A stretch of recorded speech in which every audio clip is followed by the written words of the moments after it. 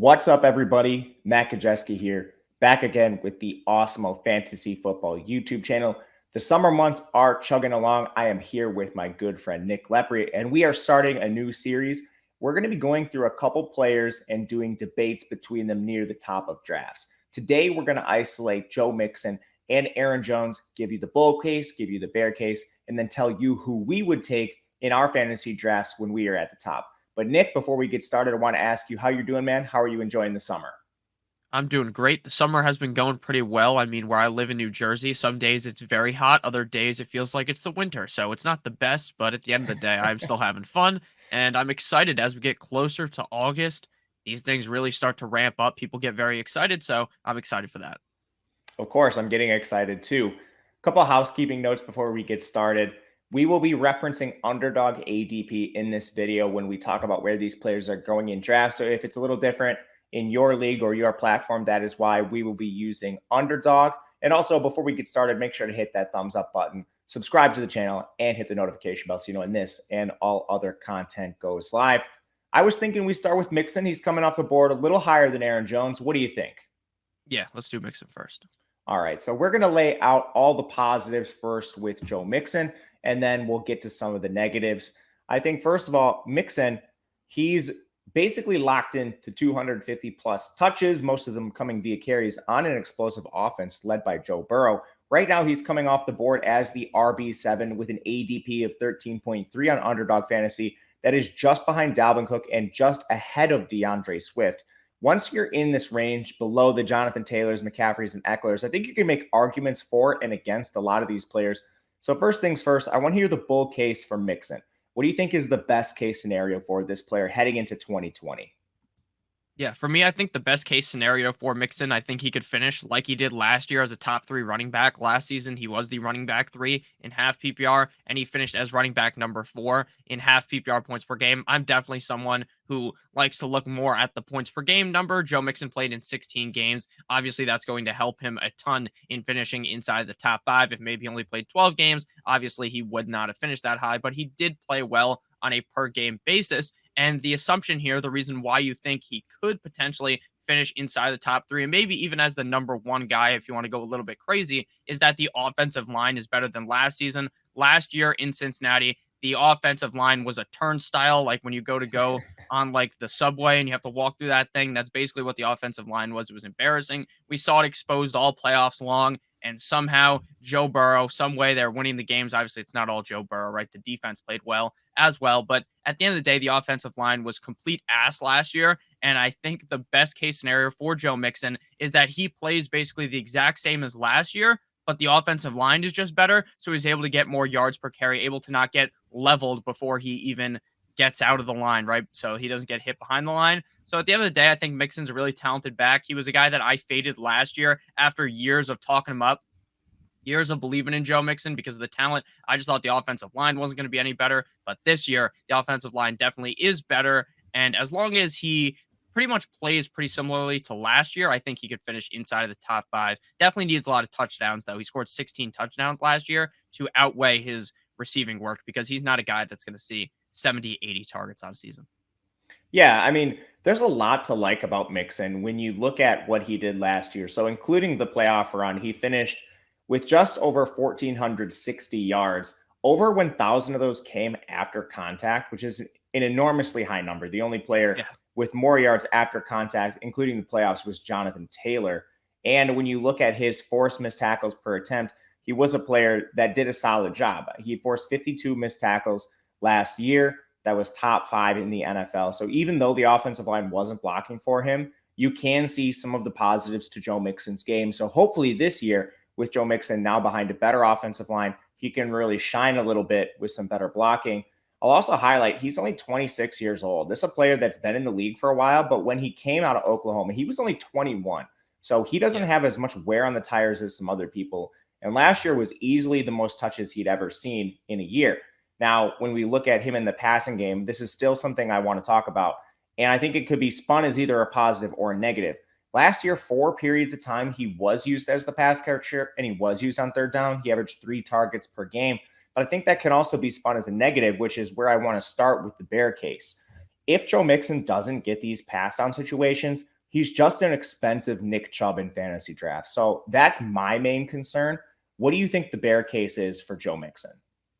Yeah, the bear case would probably be that maybe even though they add in all these pieces to the offensive line, that doesn't work, right? Last year, he had 44 stuffed runs. So 15.1% of the time, the offensive line folded, and that's a sixth at running back. So that's not very good at all.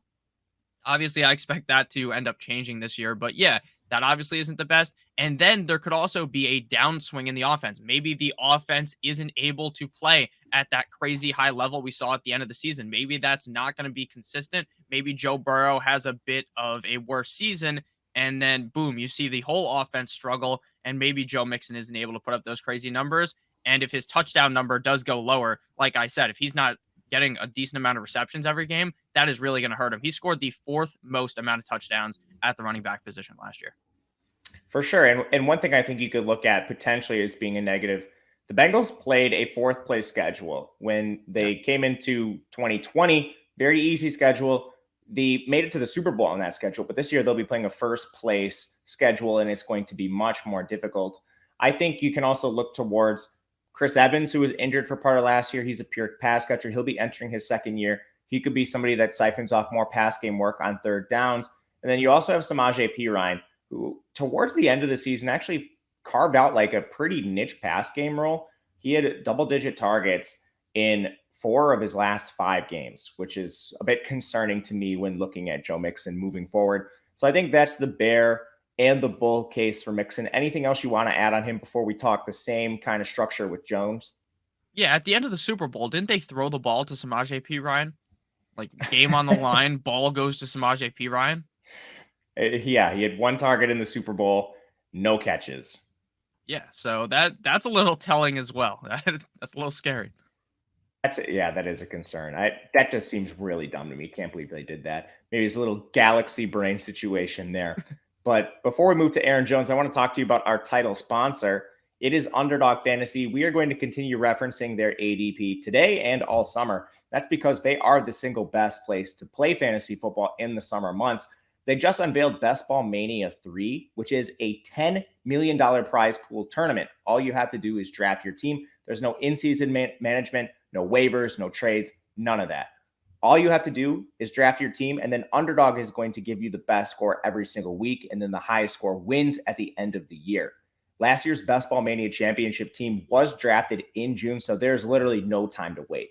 Also, Underdog is going to double your first deposit up to $100 when you use the promo code Awesemo, which is good for 4 entries into that Best Ball Mania 3. All you have to do is head to underdog.com, head to the App Store, or even just click the link in the video description below and then sign up with the promo code Awesemo today. All right, getting to Aaron Jones. So in Underdog Fantasy, we have Joe Mixon at RB7. Aaron Jones is actually RB9. Now he's really close to DeAndre Swift, who is the RB8. Overall, Aaron Jones's ADP is 18.3. But in our Awesemo rankings, Joe Mixon and Aaron Jones are neck and neck. So we view these players as very close. I think you could actually include Swift in this conversation.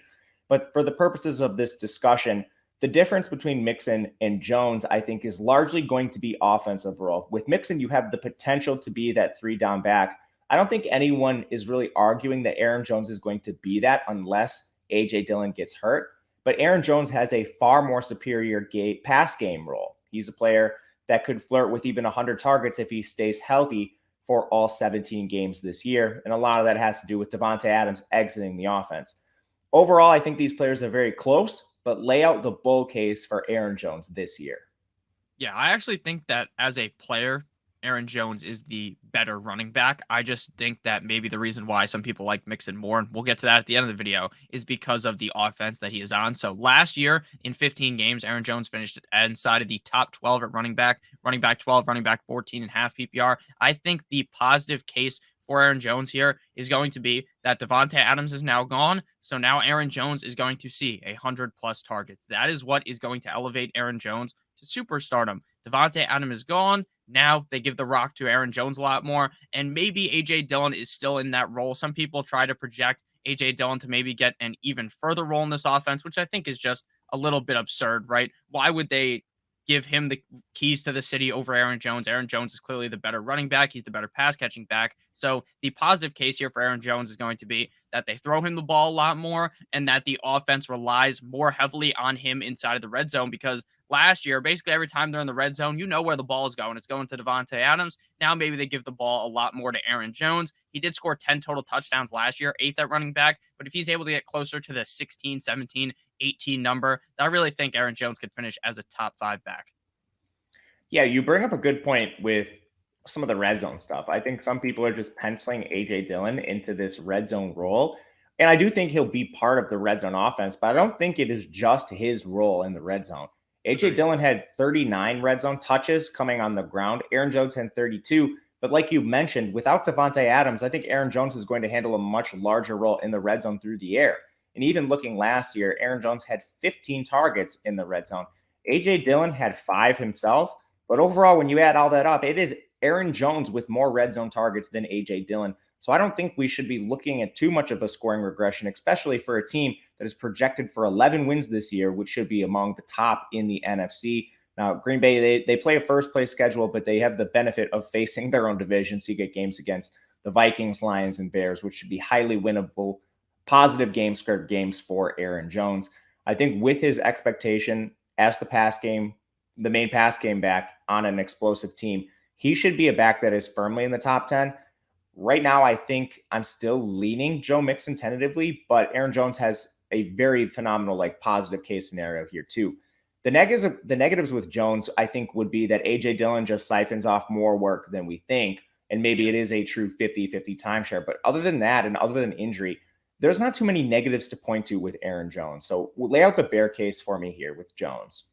Yeah, for me, it's basically exactly what you said, right? For Aaron Jones, maybe the offense really regresses, right? I don't see that happening. I don't think taking Davante Adams out of there is going to make this offense just look terrible, but maybe it does, right? Maybe Aaron Rodgers isn't able to play as well without Davante Adams, who has been that key piece in the offense. So maybe that makes everything go bad. Maybe now they're not in the red zone as much. And even though I feel like Aaron Jones might see some increased red zone usage, now, if they're not in the red zone, how are they going to use them, right? Maybe the team struggles out of the gate without Davante Adams, and that could easily make Aaron Jones fall out of the top 5, top 10 at the running back position. And then, like you said, maybe A.J. Dillon really is the guy. I mean, you see pictures of him at training camp. The dude has insane quads, and maybe LaFleur sees that picture. He's like, you know what? That's my fucking running back. That's my running back. And he just runs him out there. That's not going to happen, but there's obviously a chance of anything, right? In fantasy football, or in the real NFL, I should say. We're seeing a lot of teams go to two-back committees, and ultimately I think they're going to use both, but I think it's Jones mainly in the pass game, Dillon mainly on early downs, with probably a split towards 60-40 in favor of Jones, but still being very close. All right, Nick, we're going to put you on the spot here. Let's say you're drafting back half of the first, early part of the second. You have your choice between Joe Mixon and Aaron Jones. Who are you taking, and ultimately, why is he your pick?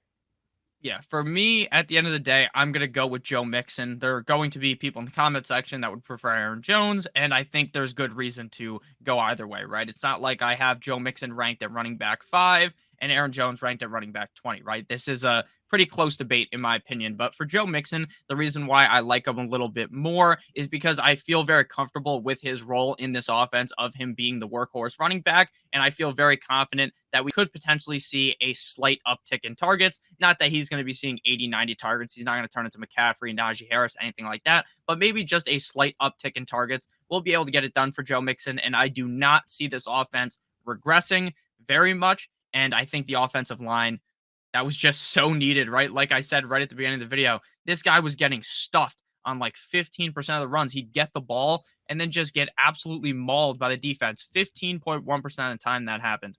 I don't think that's going to happen this year. The run blocking rating was 60.5, 33rd at running back. So the run blocking was not very good at all in Cincinnati. I think things are going to get a lot better this year. I don't know if the Bengals are going to make it to the Super Bowl. Probably not. They might not even make the playoffs, but they're still going to be one of the better teams in the AFC. Very competitive. I think Joe Mixon is a big part of that game plan. I agree with you. I have these players back to back in my rankings, but for me as well, the pick is Joe Mixon. And when it comes down to that pass game role, even last year, Aaron Jones, 65 targets, Joe Mixon, 48. It is a difference, and I think the targets are going to go up for Jones, but ultimately that difference is not going to make up the gap in their difference in projection for me. It is still Joe Mixon, albeit very slightly. Anything else you want to say on these players before we head out of here? No, I think this was very helpful, and I hope that you guys took a lot from this video, because I think just us talking these things out really helps us out a ton. So I hope it helps you guys, and let us know down below in the comment section if there are any other players you'd like to hear a debate from that are close in the rankings, because I'm sure this is going to be something that we do a ton. And certainly talk to us about Joe Mixon, Aaron Jones, who you prefer among this pairing of players here. But that'll do it for us today. He is Nick Lepri on Twitter at Notorious Fantasy. I am Matt Gajewski on Twitter at Matt_Gajewski. Thank you guys for watching, and we will see you again next time.